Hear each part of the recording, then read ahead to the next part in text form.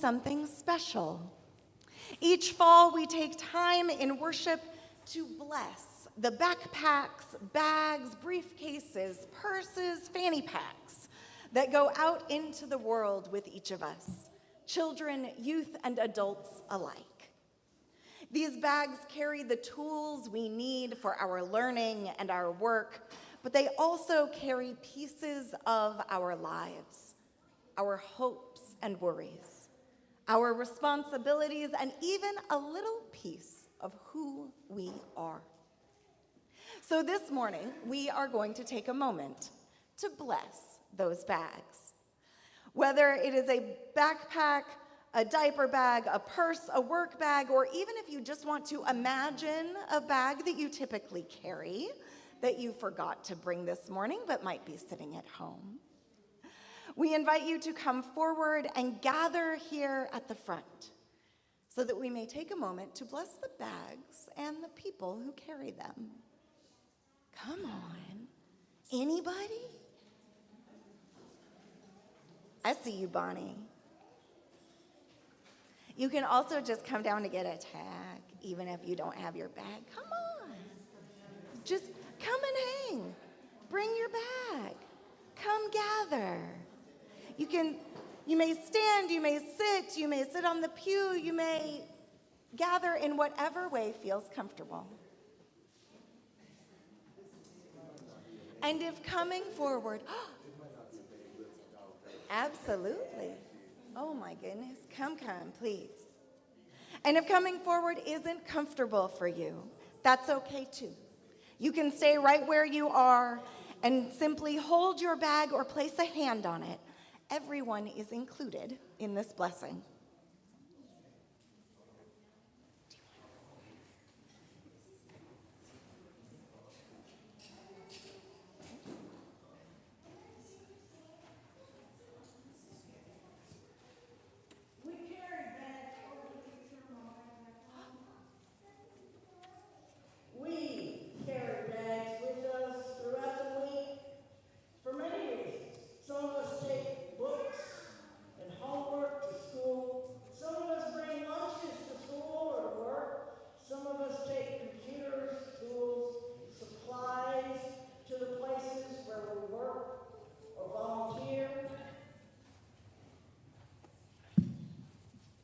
Some kids carry overnight bags from one parent's house to their other parent's house and back again.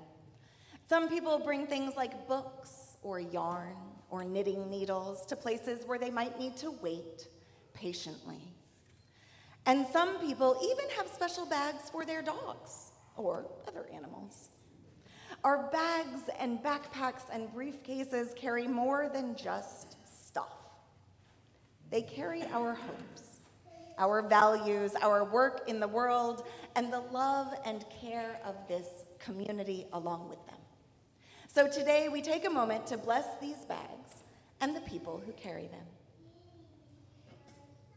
Even when you are away from Church of the River, you carry the heart of Unitarian Universalism with you wherever you go. Today, we bless the bags that accompany you on your journey into classrooms, workplaces, homes, and neighborhoods. We bless these bags in the name of interdependence. May we always feel connected to our church community, to our UU faith, and to our great unfolding universe. We bless these bags in the name of pluralism. May we honor and respect each person for who they are. Keep our hearts open to difference and build communities of belonging wherever we go. We bless these bags in the name of justice.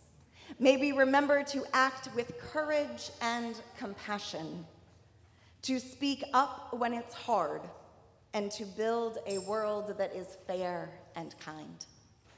We bless these bags in the name of transformation. May we grow and change through what we learn this year. And may we remember that growth often takes courage, patience, and love. We we bless these bags in the name of generosity. May we give freely of our kindness, our attention, and our care. And may we also allow others to be generous with us. We bless these bags in the name of equity. May we remember that each of us is inherently worthy, that everyone deserves the chance to flourish with dignity and with joy. And finally, we bless these bags in the name of love, the value at the heart of all that we do. May you remember always that you are loved here at Church of the River. May you carry that love with you, and may it remind you that you can do hard things because you do not do them alone. Your faith is love, and that love builds community wherever you go. These tags are a reminder of this blessing and of the community that surrounds you. When things feel hard, hold on to this charm and remember you are not alone. You are part of a community that believes in you, that supports you and loves you exactly as you are. May your work and your learning be blessed. May your courage be strong. May your heart be open. And may each time you pack your bag, you remember you carry with you not only what you need for the day, but the love and blessings of this faith community. Amen. And blessed be. Everyone is invited to come forward and take a tag for your bag. And Miss Debbie, would you play us a little music while people get tags? It's so light. It's okay. It's good practice. I'm building strength. This is my PC right here.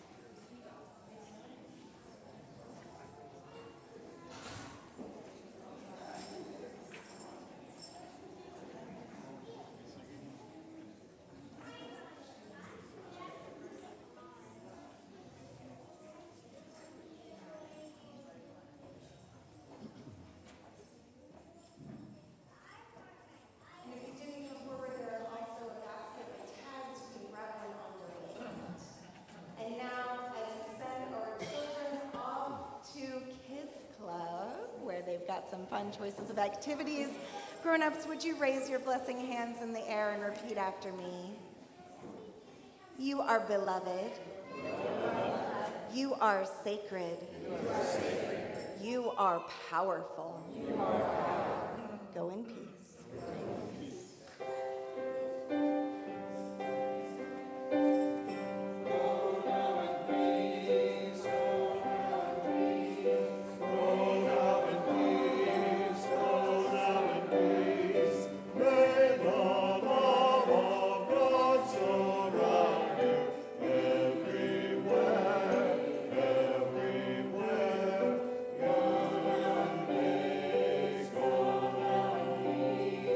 Go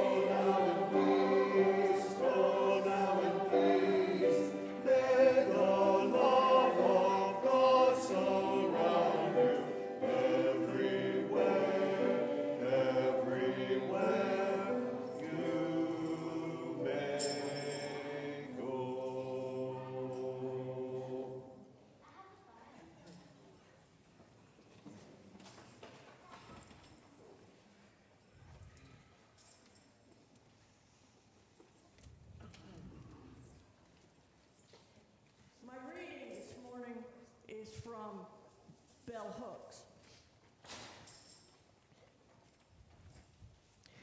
To be guided by love is to live in community with all life. However, a culture of domination like ours does not strive to teach us how to live in community. As a consequence, learning to live in community must be a core practice for all of us. All too often, we think of community in terms of being with folks like ourselves. The same class, the same race, same ethnicity, same social standing, and the like. All of us evoke vague notions of community and compassion, yet how many of us compassionately went out to find an intimate other to bring them here with us today?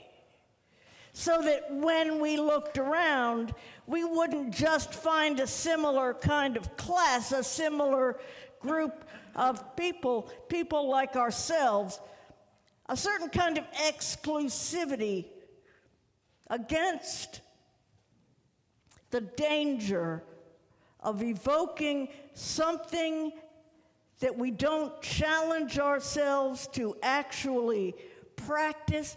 We must be wary. A lot of white folks can travel all the way to Tibet to experience intimate otherness, but can't imagine the idea of finding an other in their life right where they are and saying, "Would you like to come with me?" There was a young woman who said to me at a conference, "I'd like to come tonight, but I didn't register." And I said to her, "Well, here, just take my little ticket and you can come on in." I did this just as I was trying to decide for myself, for my day, the answer to this question. What are the actions I will concretely do today in order to bring myself into greater community with that which is not yet here?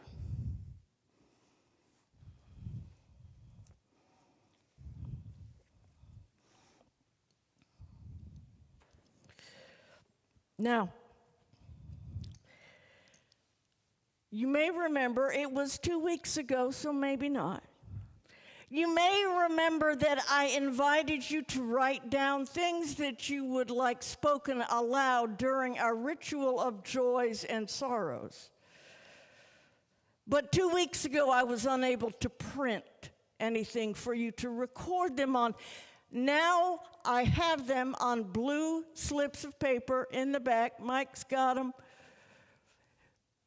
If you would like to write something down that you would like spoken aloud during our joys and sorrows, raise your hand. We got ushers eager to bring you one.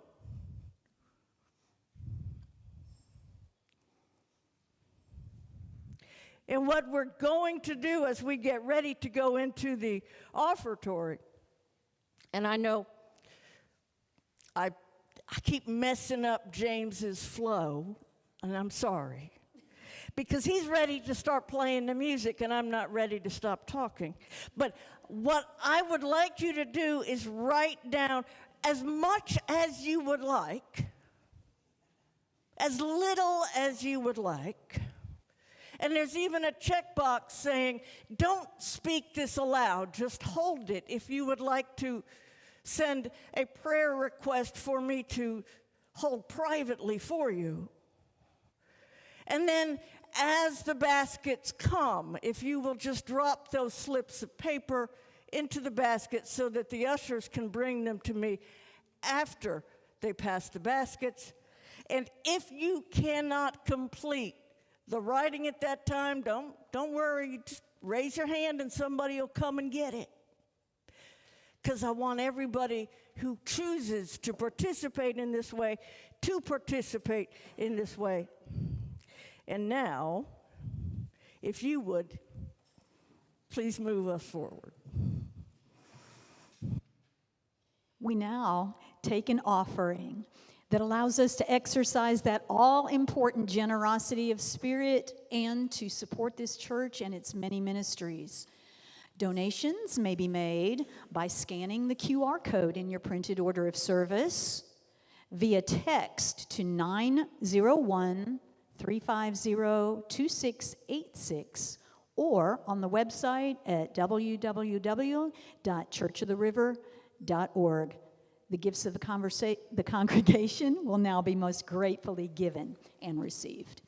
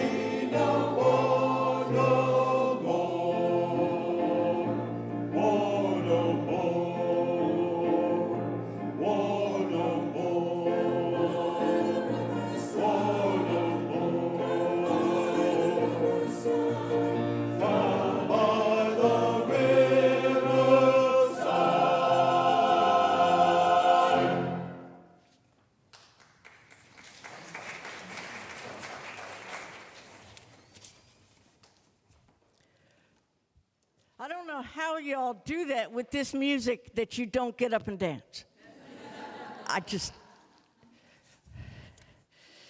Your degree of restraint is absolutely remarkable.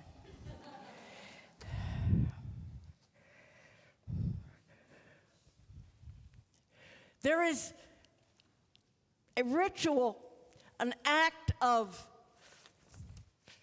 communal prayer that is present in Unitarian Universalist congregations around the world. In different places, it's done in different ways, but it has always been one of the most profound moments in worship for me, and so I was insistent on bringing it into this space during my interim period, a time in which we lift up and release the things that we carry with us through the week. It is a way that we manifest our presence in community through ritual. Joys, celebrations, anticipations, as well as sorrows, griefs, burdens.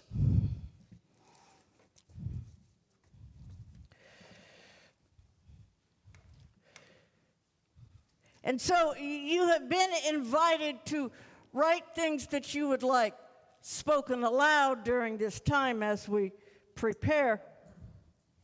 And then you will be invited to come, if you choose, to take a stone and release it into the cleansing waters of our gathered community. This morning, I would like to begin by expressing my enormous gratitude first to Carol for adjusting my robe so that I don't have to fight with the zipper all the time. It was a generous gift. And for all of those who came out this morning at 10 a.m. for the beginnings of a conversation about the core of Unitarian Universalism. If you didn't make it in that interest you come, we're in the closed off, smaller part of the Mississippi River room. Drop-ins are welcome.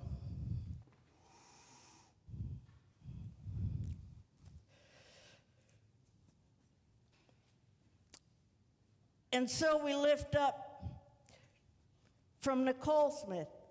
Our city is being militarized, our black and brown citizens being bullied and targeted.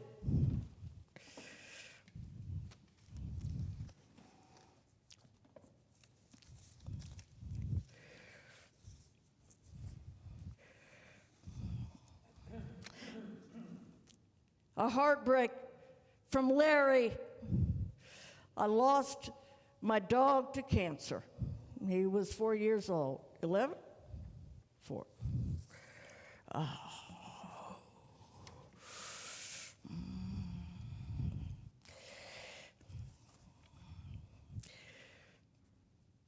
And from a member of the community who withholds a name, I'm going through many struggles. I have health, financial, mental, and marital problems, and grieving the loss of a pet.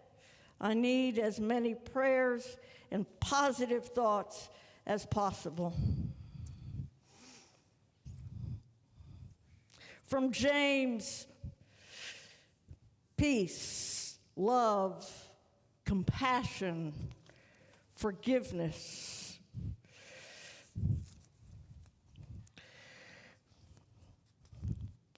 We have joys,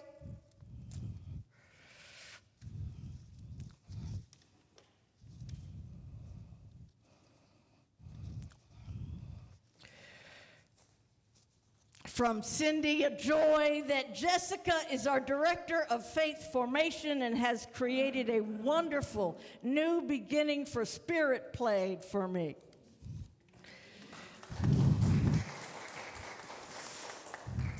From Lauren, I am thankful for the joy that my Aunt Lynn Friedman, who passed away suddenly, has brought to my life.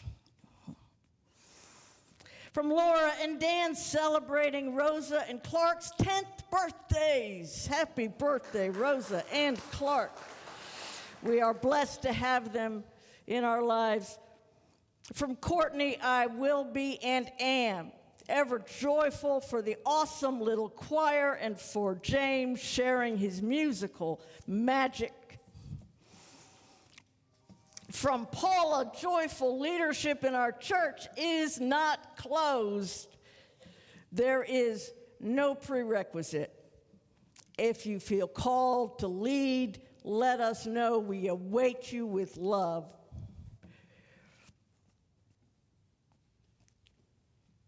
From Courtney, I have very recently turned 40, yay, and currently navigating a divorce with 3 children. I often struggle with feelings of worry. I'm sorry.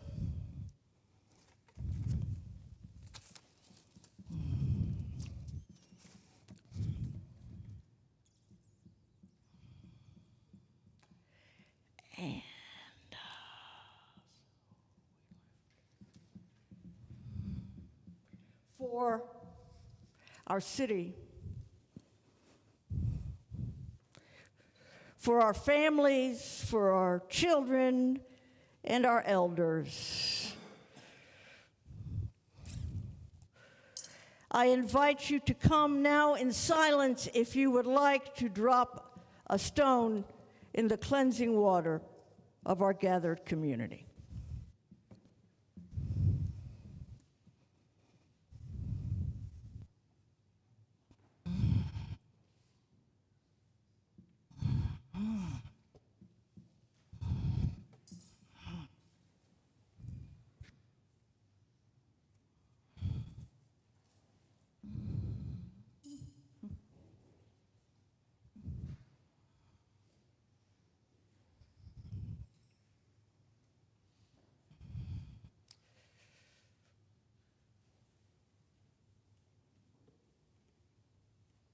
If there is something else that you hold that you are not able to bring forward, it would be my honor to drop a stone on your behalf if you would indicate by raising a hand.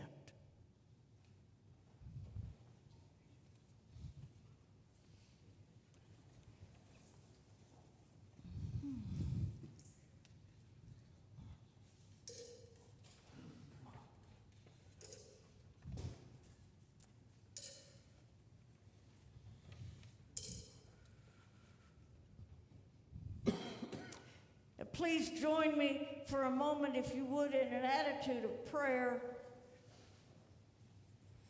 as we join our hearts, minds, and spirits together to lift up one another and ourselves in times of grief and struggle, uncertainty and worry, fear and anguish.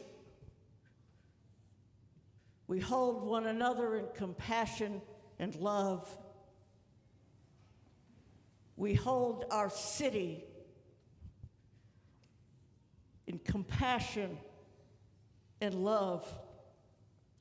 We pledge ourselves to the well-being of our neighbor, whoever that neighbor may be.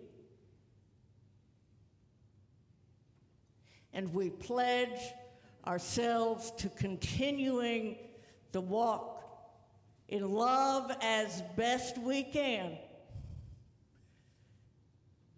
And in the difficult times, we ask for the willingness to move forward and for the willingness to be willing. Because here we are, again, not knowing what is next, but believing in the possibility of life and the transformational power of love. Amen, and blessed be. Join me in singing, if you will, number 123 in your gray hymnal, as we remain seated and sing together, Spirit of Life.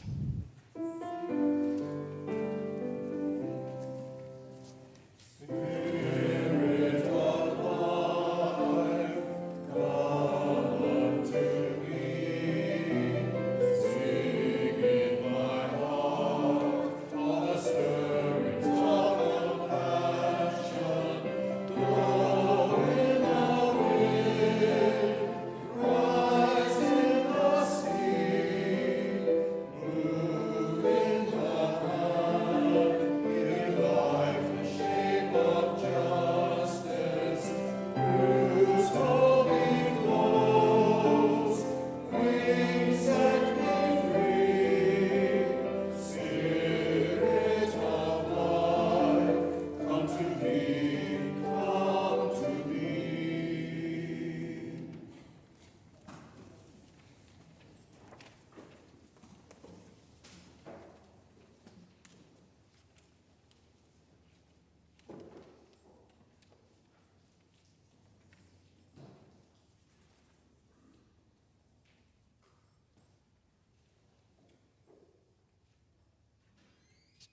So the theme for the month of October, creating community.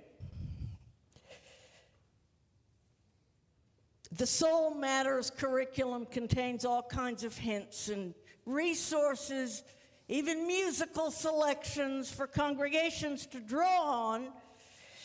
But I was stuck at the very beginning. What does that even mean?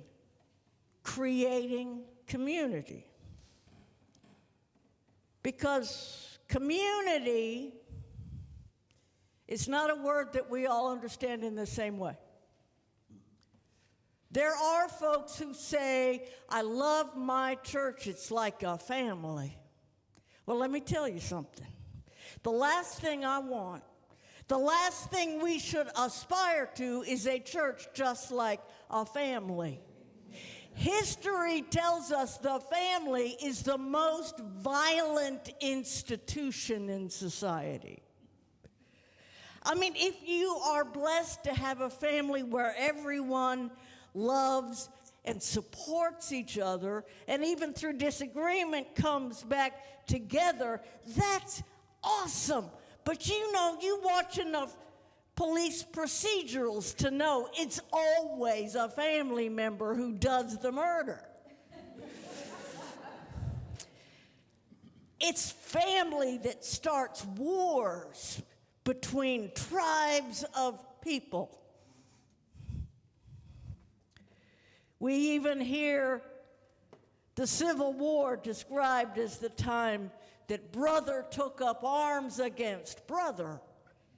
Family is not what we're going for here. And, you know, we live in a time where ethno-nationalism is just kind of in the air. But if you are thinking in terms of ethno-nationalism, whether you're black nationalist or white nationalist, whatever sort, then community means a particular thing. It means everybody looks like me. And if you are other, if you are even suspected to be other, you're not in the community. That's not what we aspire to either. And you hear the talking heads on the cable news channels wondering about the opinions and viewpoints of the black community, the gay community, the trans community. I'm sorry, those aren't communities. Community has become just a sort of euphemism for population or demographic. What are we trying to build? What is it that we want to build here? We need to know that before we get started. And I think what we're looking at, I think what we imagine, at least what I imagine, is something like beloved community. We know that term, it's part of our daily language because of Martin Luther King. He didn't invent it, but he took it and he made it mean what we think about today.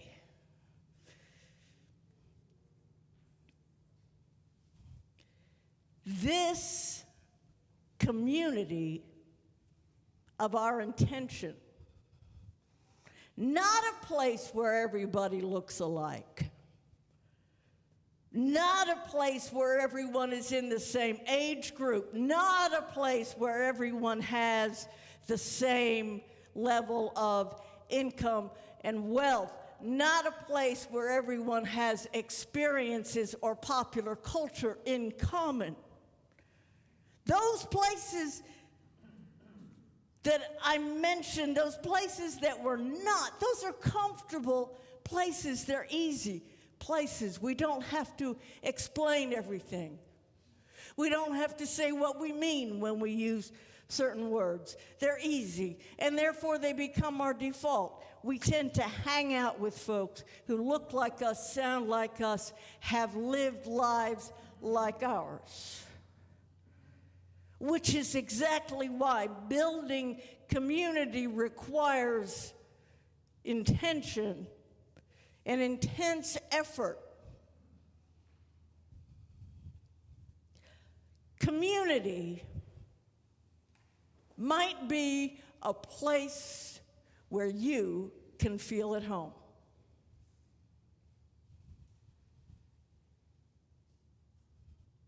But I'm not sure what that means either, because growing up, I never felt at home. So let's say this instead. Community, maybe what we aspire to here is community as a place where you can feel safe. Not under threat. Not under suspicion.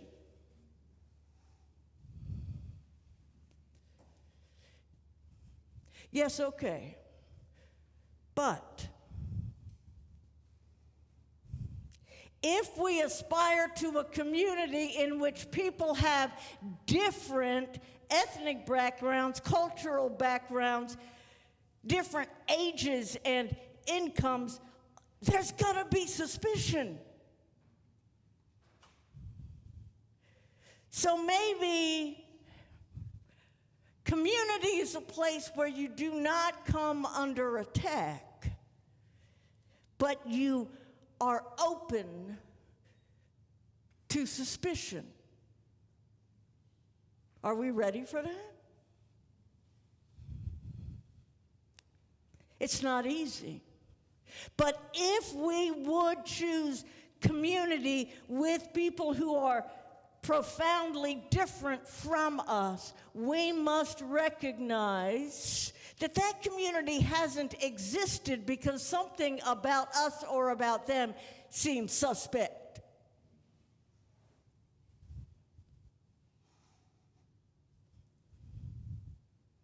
I mean, there is a reason why, by and large, Jews and Muslims don't hang out together.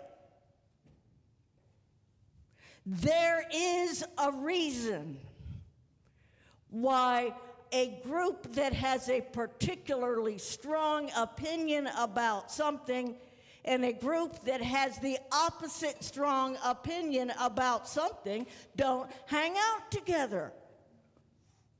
They are suspicious of each other. They are wary of each other. But bell hooks is calling us to be wary of the impulse for comfort. Be wary of the instinct that we have to just hang out with our own kind. It is comfortable, it is natural, and if we do not struggle against it, we stay stuck there and we do not grow. There is a reason that King referred to this hour of the week as the most segregated. When we do religion, especially, we have a yearning to be among people where we can feel safe. Safe is good. I want everybody to be safe and to feel safe and to know that they're safe. But comfortable, maybe not so much.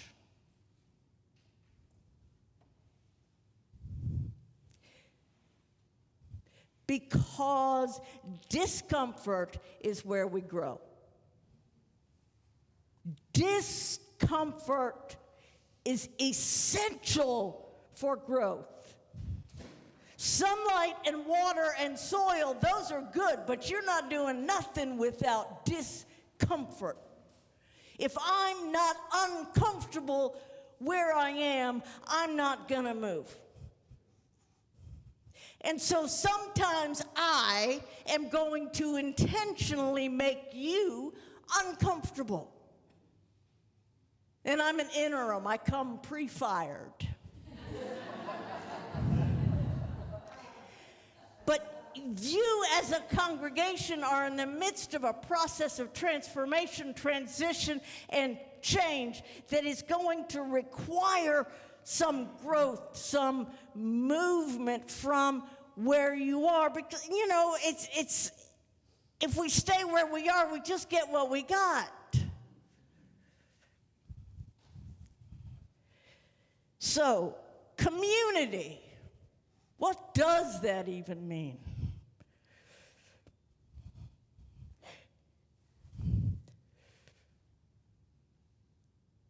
Can this space, this gorgeous sanctuary with, I know, I'd just be watching that too if I were there.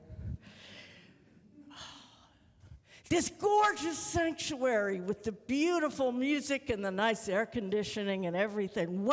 Can this be a place where we can be safe and uncomfortable together? Can this be a place where we do not simply allow for the discomfort, but invite it and seek it out?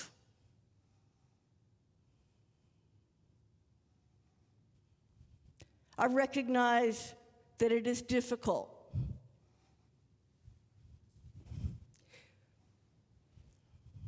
I recognize that not everyone looks at conflict as recreational. I recognize that not everyone would have made the choice I made, which was go to a Christian seminary as an avowed non-Christian, because I wanted to be among people I disagreed with on purpose, because that's how you grow. I recognize that it's not comfortable for everyone, but I invite you to give it a try. And if at times you feel like I'm being a little impatient with your yearning for comfort and your resistance to being disturbed, let me know.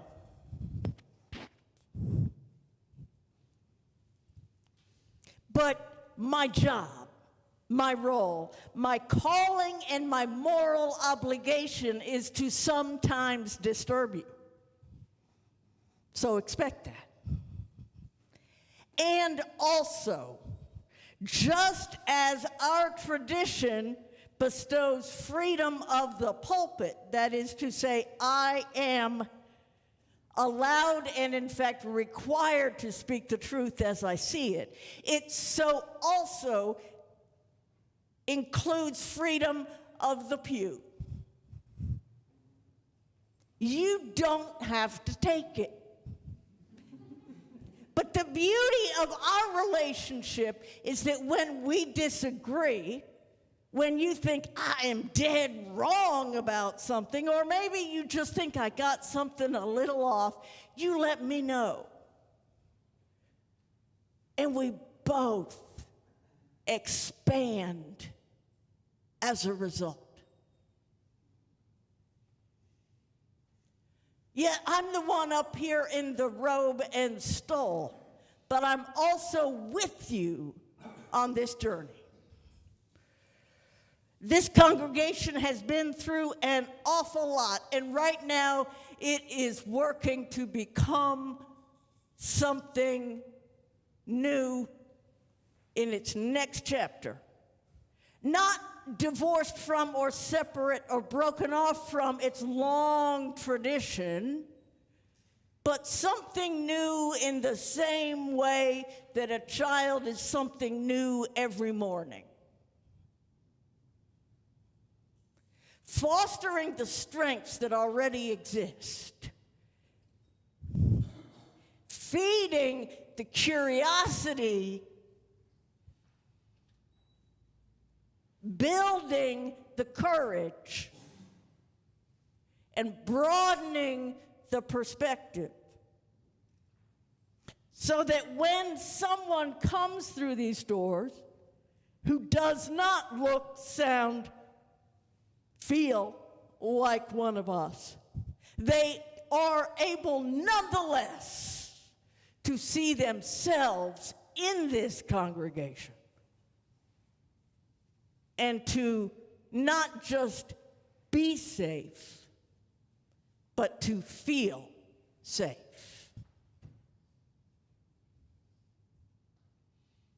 May it be so. Now, if you would join me in singing, I've lost track of my order of service. Help me out. 1064 in your paperback, teal hymnal, please.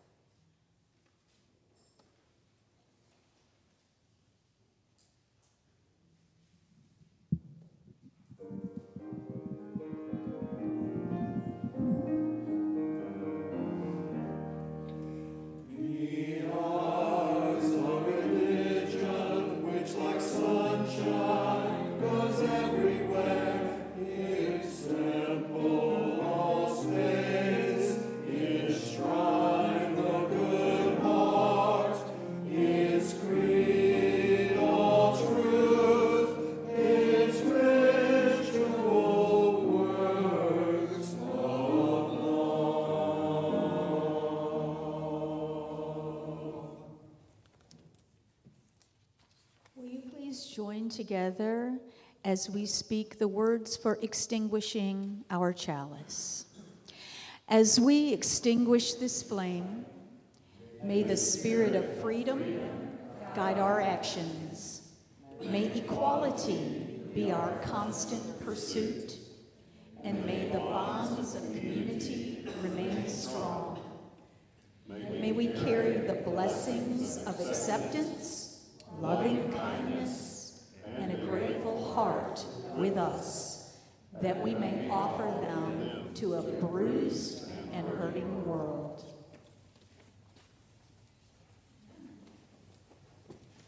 May love guide you into places of discomfort. May faith lead you to remain. And may your courage bring you back together again in hope, in faith, in love, in joy. Blessed be.